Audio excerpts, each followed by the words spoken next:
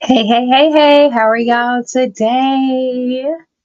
How y'all doing? How y'all doing? All right, we are live in all the spaces except for Instagram. So let me go ahead and make sure we're live there. Oh, just took a picture of myself. Hold on. That's not what I was trying to do. When you think you got everything set up. Come on.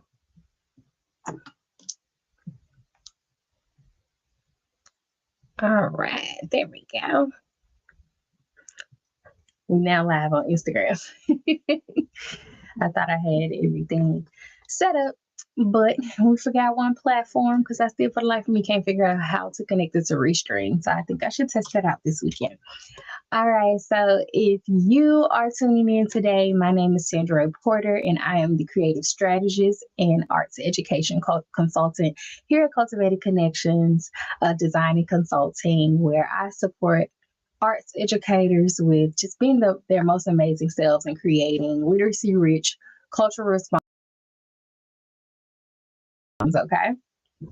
So, as you know, this is live number 3 from our live series, our April live series, where we're talking all about community care, collective joy, and just having a beautiful and amazing community classroom, cultivating a brave classroom for our students in a safe space for not just them, but ourselves as well. Sorry if it seems like my energy is a little low. I am feeling under the weather, but I was like, no, that's not going to stop me. We're going to show up anyway. So if it seems like, your girl is a little off, she is my, just a little bit under the weather today, but that's not going to stop us from learning how to create a beautiful and amazing care driven classroom. All right, let's get into it. Let's get into it. So I hope you've had a chance to catch the replays of the others. If you haven't, please go do that, because we have been talking about storytelling. We have been talking about what did we talk about the first time? Oh, community as a curriculum and all that jazz. So just go back and enjoy yourself. Let us know some of these key takeaways that you have, because I can't wait to hear what y'all been getting out of this. Okay. So today's topic is how I use literacy to build cultural bridges in the arts. If you don't know anything about me, you should know this. I am an advocate for literacy and I'm an advocate for the arts. And I'm a true advocate and will stand on business that the arts and literacy go hand in hand. That go hand in hand. Arts integration advocate to the death of me. Okay. So that is something that we're going to kind of touch bases on today, is how I use, which you can also use these strategies, literacy to build cultural bridges in the arts, because in my opinion the arts is literacy and literacy is the arts, point blank period. So you can't separate the two. And drop in the comments if you're watching a replay or joining us live, how would you feel about me bringing the literacy workshop back? I'm really thinking about doing it again, probably next month, although for the most part, most of us are ending the school year out. I'm really thinking about just bringing it back as we prepare for the next year. So yeah, let me know in the comments or the replay if that is something you are interested in, how to teach literacy in the arts without becoming an ELA teacher. That was the name of it. All right, so as I mentioned, this live is for the educators who know that literacy is more than just mechanics. Literacy is all about culture. It's all about memory. It's all about connection. Like, we can literally use it for all those things. And it allows us to build bridges in our classroom, literally one story at a time, because the arts, They depict life. They depict culture. They depict, yeah, girl. They depict just all these beautiful things if we allow it and if we do it with intention. Okay. So, of course, we already know, let's be honest, especially in this season right now, when most schools talk about literacy, what comes to top of mind is test prep, fluency passages, time tests, a book club, a book report, right? Like, let me know in the comments. Hey, let me know in the comments if that's something that pops in your mind as soon as you hear literacy, the state test. Um, Reading rates, reading accuracy. Like, of course, I can go down a rabbit hole of all the literacy terms because I do reading interventions literally every day, and it's one of my favorite things. But my other favorite thing is using the arts as a reading intervention. Okay, we'll talk about that another day. But of course, we know in the arts that literacy lives in layers. It's a layered thing. It's not just about what students read, it's about what they feel, what they remember, what they translate into creativity, into art. I think about our dear commenter here, Esty, who is also a fellow arts consultant, and she uses literature, poetry, which is form of literacy, right, as a form of art. And if you didn't know, literature is an art form, right? So why aren't we using the arts, literature, all these different things to make meaning, to make things more tangible, to make students feel things, remember things, translate things into something beautiful and creative? So what we need to do, first of all, is just like reframe our mind.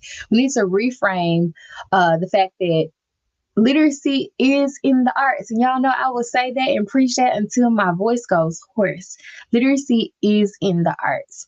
We should be reading movement like we read text. It's all about interpretation or inferences, as you know. That's a literacy word. Making an inference, right? You can cite evidence from videos, from dance, from art, like visual art, all those different things. Writing to reflect on a creative process, right? So like these are just some ways that we can reframe our mind that literacy is in the arts, like reading movement like a text, writing to reflect on creative process, speaking and listening in community. Speaking and listening. Mm-hmm. That is a ready readiness situation. That's a reading situation, but it's very much so a arts situation too. Speaking and listening in community, right? Integrating color, sound, shape, rhythm as narrative. Baby, don't get me started on narrative because that's what we've been working on in my class, the narrative choreographic structure. And I'll talk about that a little bit later. Translating ancestral meaning or memory into choreography, song, or stage, which we kind of already know how to do this, okay? And if you don't know, we're going to talk about it. So let's check out this comment here. It says, we use it in math and music because PEMDAS is a straight acrostic. Is that saying it right? When you look at it, please excuse my dear Aunt Sally, baby. Baby, that is how I remember PEMDAS. That is how I was successful with just remembering things and strategies were the acronyms, the acrostic poetry, if you will. I used to make the little things, the little acronyms for myself to remember, right? And of course, it's a strategy you can teach students, but I used to do it for myself because that was the only way I remember things. I had to associate with something else, right? So yes, please excuse my dear Aunt Sally, girl, that's alive. I need you to go ahead and do that, okay? So all in all, we're not teaching literacy through the arts. We're teaching how to read the world and respond with creativity and care. All right. So let's talk about some strategies, y'all. Y'all know I love this. Is my favorite part about going live. It's just giving the strategies. And y'all, I got some resources today. Just a couple that I actually had at the house. All the rest of my books and things are at home. At school. And so one thing that I love to do when thinking about bridging the stories along with the strategy, a tangible strategy, that one might get you some brownie points on your observations. Yes. But also, yes, please. But also something that builds culture or cultural awareness, something that reinforces literacy, something that also inspires creativity, whether it's through choreography or through art or whatever, is books, storybooks. Like again, y'all already know I am an advocate for reading and storybooks, especially storybooks in the elementary space. But you can use storybooks with the big kids too. Quit playing, but especially in the elementary space, that's the easiest way to do it. One, your school will probably buy the books, or you might have somebody in the school building that has the book, or you can just go on YouTube and find the freaking book. Right? Because thanks to COVID, thanks to the pandemic, so many people were reading more stories online, which I think I might do that too because I love reading my stories. Give me the voices, reading with expression, baby. Yes, me and the children have a time, baby. It is a time to be had when Miss Porter reads a book. It's a whole experience. It's a whole experience. Okay. So anyway, that's the first strategy: pairing text with cultural expression. I have 3 books that I'm going to share physically here with me. So in my classroom, I use culturally rich text, try my best to at least, as an entry point into movement, rhythm, and storytelling. It's a story. Most stories have a flow to it. Some stories are written. I think about Black Ballerina, the story by Janet Collins. It's her biography, but it's written as a form of poetry. It's so beautiful. So if you don't have that, whether you're a dance teacher or not, if you are a person that loves the arts or just loves reading or just loves collecting books, especially books about Black children and women and people, get Brave Ballerina, the Janet Collins story, because of the flow. It's so beautiful. The flow of the story. It's on my desk over there on the other side. I'm not gonna go get them. I'll find a picture and post it. So, yes, I wanted to share one book. I don't have this book here with me, but I do have a picture of it that I'm going to drop on the screen real quick. If you're watching me on LinkedIn, YouTube, and Facebook, let me pop this up here for you and Restream did an update. Okay. So here's one book that I absolutely love to share. Hey, and if you are on Instagram, I'm just going to slide the phone over so you can see this book right here. So one book that I absolutely love and adore sharing with my dance students is The Eagle Feather, and it's written by Kevin Locke. Okay. It's illustrated by Jessica Vaughn. I don't want to miss her name, and it's kind of blurry, but it's illustrated by Jessica. Okay. So I'm going to split this back over. If you were on Instagram, if you're on Instagram, join me over here on LinkedIn or YouTube, please, so that you can actually see the images. But this is one of my favorite books to share with the students, especially when we're talking about the Native American culture, the indigenous culture.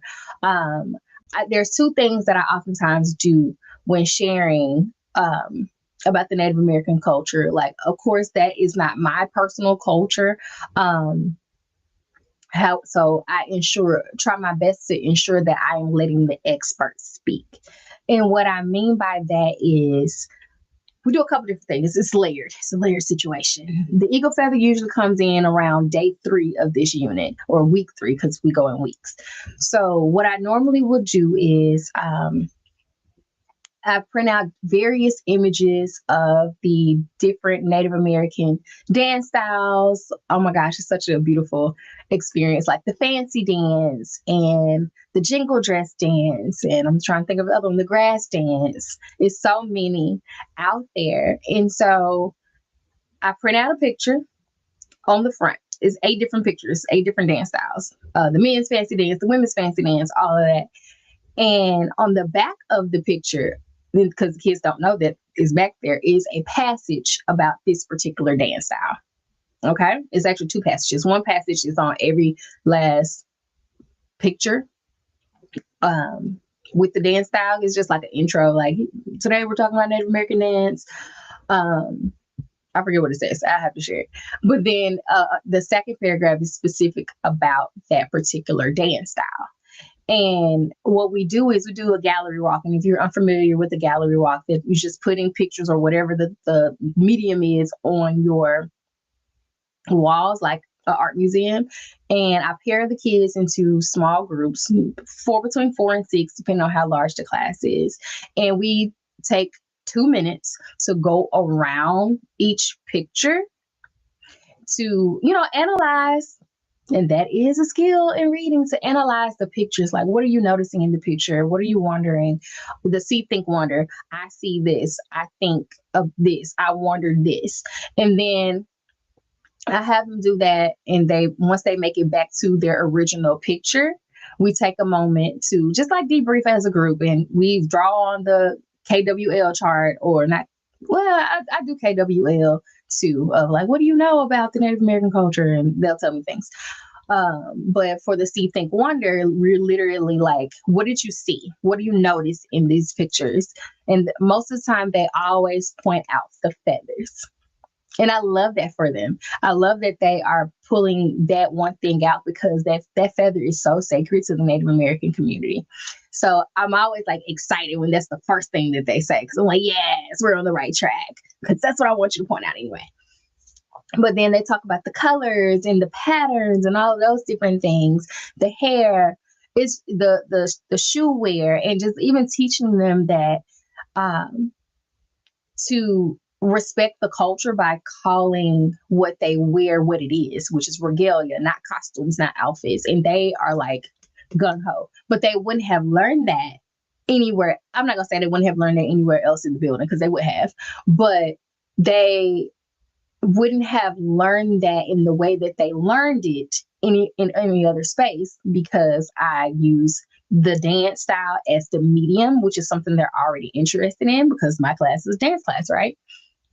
And so we do our discussion, and then what I would have them do is flip the paper over, take the clipboard off the wall, because I usually have it attached to a clipboard. Take the clipboard off the wall and flip it over, and they're reading with their person or the partner of the group, taking turns, however it is, depending on the group size.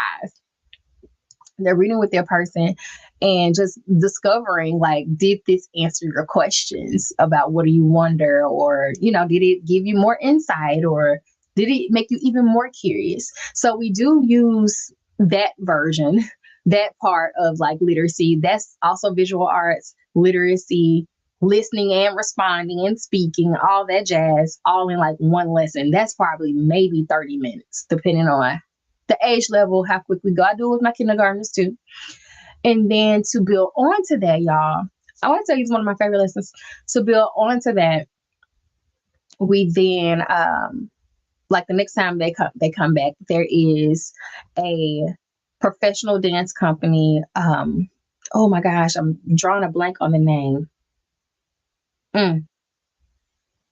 They're a Native American dance company with the Kennedy Center. I am drawing a blank on this name, and it's gonna make me crazy if I do not find it for y'all. Company Kennedy Center. Native Pride. Okay, it was gonna drive me bonkers. The Native Pride dancers, and I ended up finding this during COVID, when I just like totally revamp my entire dance curriculum. But we watched the Native Pride dancers, some of their features that's on the Kennedy Center YouTube. We also have listened to one of the guys that kind of spearheaded powwows in his community, because there were not any Cherokee powwows. And I want to say his name is Tom, but it's one of my favorite YouTubes. And I absolutely love it, because it's the expert, the person of this particular culture speaking. And they learn so much more. And he talks about the eagle feather and this, that, and the other. So it's a layered unit, okay? So by the time we get to the actual storybook, which I just showed you, the eagle feather, the kids have so much more context about what it is that we're learning about and listening about. To the point they're like, well, we kind of already know what it is. But of course, I love to add a book into it. And the book really speaks to like the virtues of the eagle feather and what the people believe about this beautiful artifact, right? So that's one thing. If you're joining me on Instagram, I am like sharing some pictures and things on YouTube or in LinkedIn and Facebook. So you can feel free to jump over there if you want to see those images or catch the replay on YouTube. So that is one book that I absolutely love. I don't have the physical copy. I usually play that one on YouTube. So that's one. The next one that I absolutely love to share would be Pepe in the Parade. Okay, I actually have this one with me. And of course, I can flip through all these beautiful pages. Actually, hold on, let me share the book here.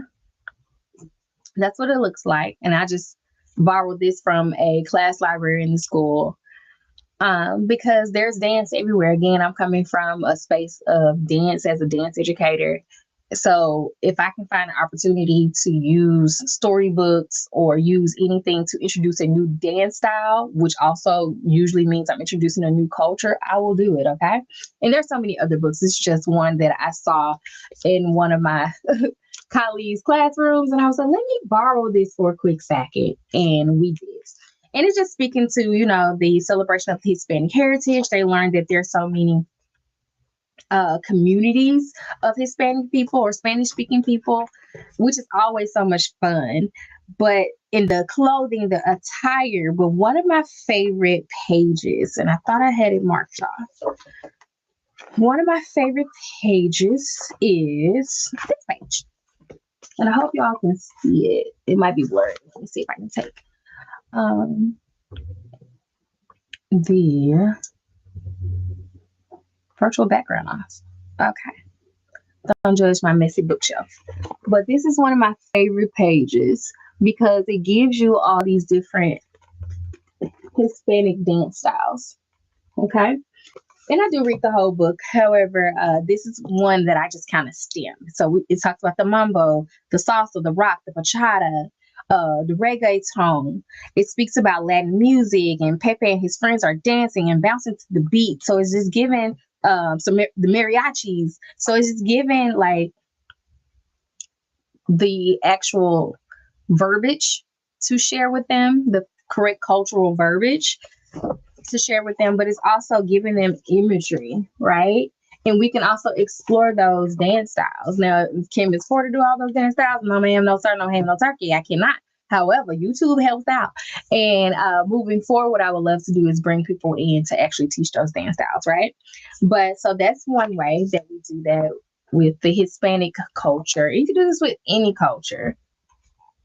But I want to make sure that, in the classrooms and spaces that I serve in, that we're being mirrors and windows. Okay.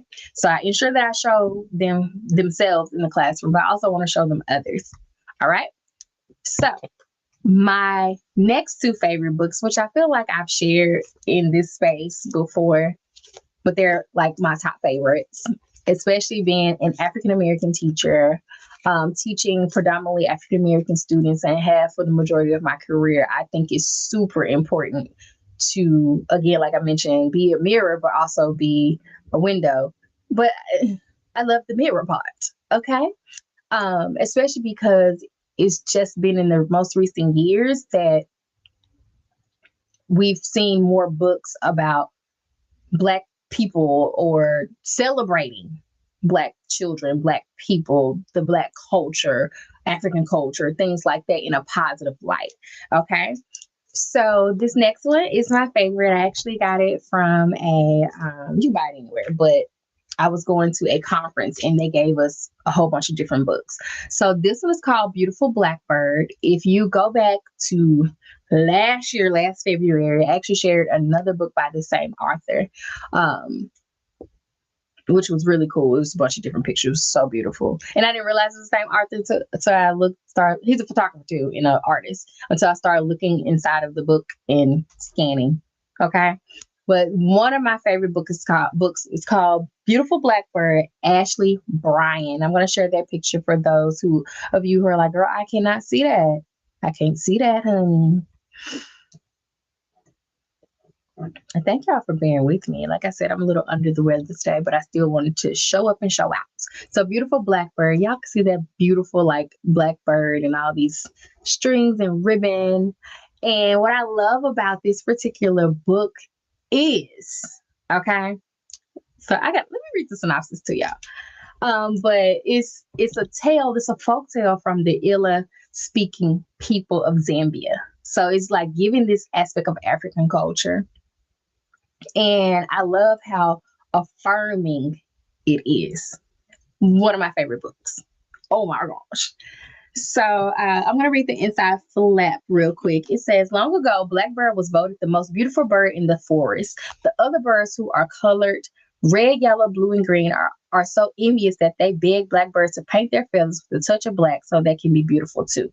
Although Blackbird warns them that true beauty comes from within, the other birds persist and soon each is given a ring of black around their neck or a dot of black on their wings, marking that detail birds to this very day. So it has like universal meaning, it's appreciating heritage, and it even like is giving, hold on, let me see if I can find a picture at the end where we can just discuss tribal symbols, y'all. Right? They can create their own blackbird and design their own blackbird and really talk about community and unity and culture and all these different things. So if you don't have this book on your shelf, whether you use it for a lesson or not, please do. Here's another beautiful one. Okay, I can have like a whole live just about children's books because they're literally my favorite thing. So that's one. Another one is, and I've shared this multiple times, especially in my stories, one that I use faithfully every year, Dancing the Ring Shout.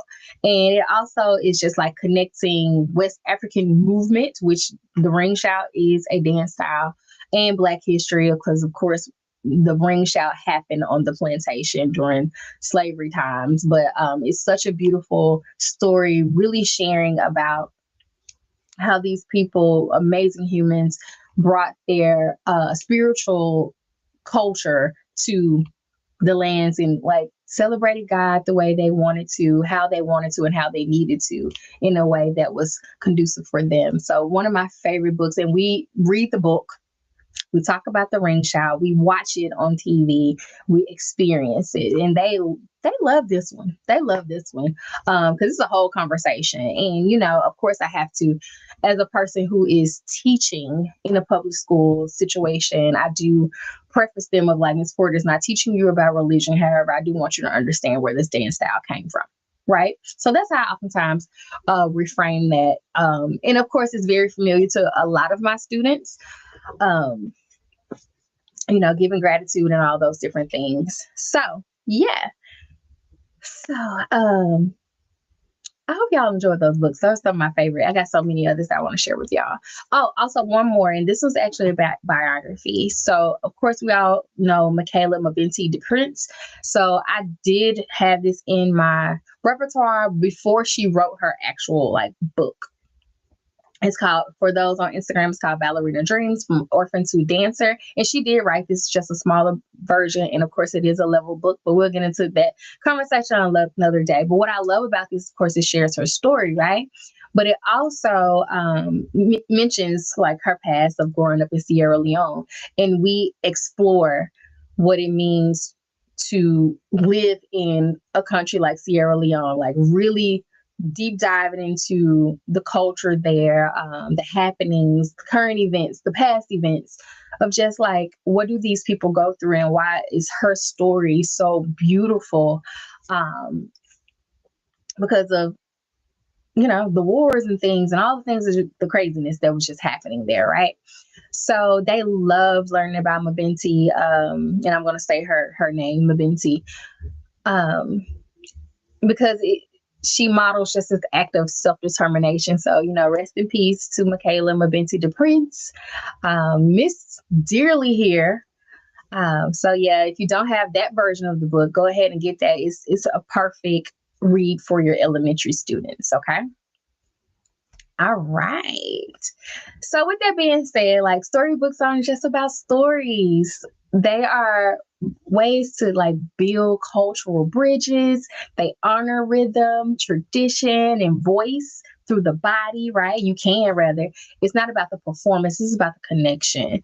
So I want y'all to use this strategy of choosing texts that reflect diverse experiences and allow students to respond however they want to creatively, or you can teach them an experience and then go from there, right? We usually do an experience together and then I would let them go from there, depending on what the topic is. All right. So the next strategy, I know that was a little long, but that was my favorite.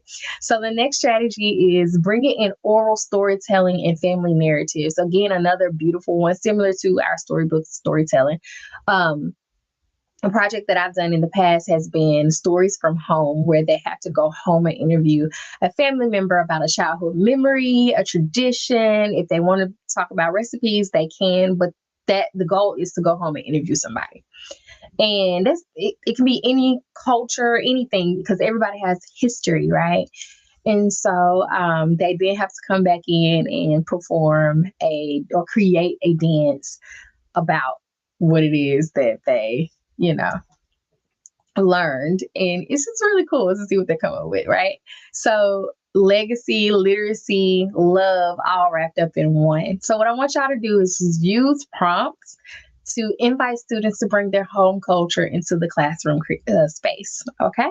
So that was an easy peasy one because everybody wants to talk about their family. Use the randomness of your little children to your advantage of, hey, my mama said this. Last week we did this. Use it to your advantage. All right. So the next two are very easy as well. Anchor charts. As a person who has taught in the Gen Ed classroom, I did bring this back over towards my to my dance space when I went back, right? Anchor charts. I love anchor charts. And the one reason why I love them is because I can make them look at any way I want to. But the other thing is there are not, and let me say how I'm going to say it. There ain't no anchor charts for us out here in these art streets. There are not many. So you got to make your own, right? So with that being said, we create anchor charts together, and some of them that I create on my own. We do a lot of like KWL charts together or Venn diagram charts together, which is super fun to me. Because I like to compare and contrast. So if you haven't done that with two different dance styles or music styles or whatever arts that you teach, do a Venn diagram. They love it. They was like, oh, I didn't know they were similar. Yeah, boo. Yeah, boo. Okay. So, yeah. So as I was saying, we create anchor charts that celebrate language rooted in culture. So ring shout, diaspora, ritual, things like that. Even the names, Zambia, Zimbabwe, Honduras, like we'll even put places on there. We use that as a form of study, as a way for them to always think about what we have learned in the classroom. So again, if you don't use anchor charts or a word wall, please do. Other things like call and response.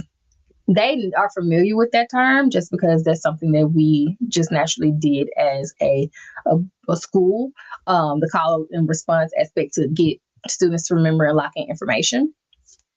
But they also needed to know, where did that come from, right? And how does it show up in dance? Ritual. Of course, when people think about the word ritual, they attach to something evil, right? And I even had a student like that, like, rituals, aren't there evil things? I was like, no, a ritual is just a practice that you do all the time, right? So we had to talk about that and think through that. And for instance, the ring shout, we talked about how that is a ritual that these amazing humans did as a form of practicing their spirituality. We talked about stretching as a ritual. Like, you have to stretch before you dance. You have to do that all the time, right? Diaspora, we talk about what that means because we were exploring things of the African diaspora, and like they need to know what that word means because they're going to hear it all the time, right? So yeah, we include words from like the Yoruba culture, the Spanish culture, African culture, all the cultures, right? We've done those before in a word wall space versus like big anchor charts. So these things are vocabulary, they are literacy. They need to be visible. Okay. So my strategy for you, if in case you didn't catch it, is build class created anchor charts with culturally specific terms, languages, and expressions to censor and normalize non-dominant language, right? Or um, just vocabulary. Just vocabulary and everything. There's no reason why you don't have a word wall. I don't care what you teach, right?